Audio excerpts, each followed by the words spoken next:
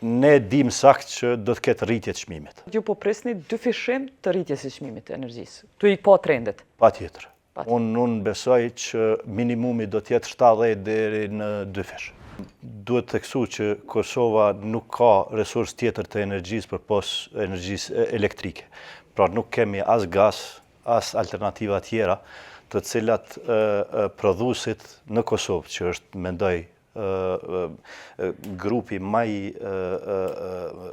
atakum nga ky vendim, nuk ka alternativë tjetër. Pra ne jemi detyruar që të përdorim energjinë elektrike edhe atëherë kur nuk duhet apo mund të përdoret alternativa.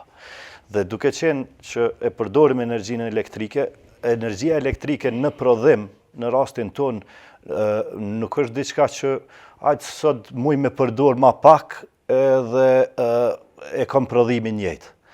Kilovati përkthehet drejt për drejt në normë të prodhimit.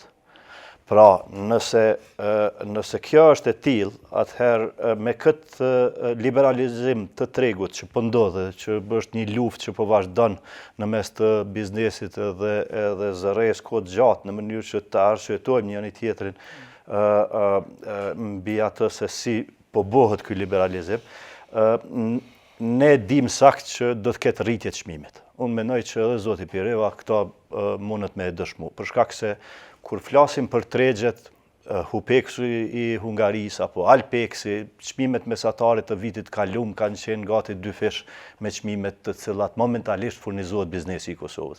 Kështu që kjo është ajo çka duhet prit prej 1 qershorit. Në anën tjetër e kemi edhe Vish ta kemi qartë, ju po prisni dyfishim të rritjes së çmimit të energjisë. Tu i pa trendet. Patjetër. Unë besoj që minimumi do të jetë 70 deri në dyfish.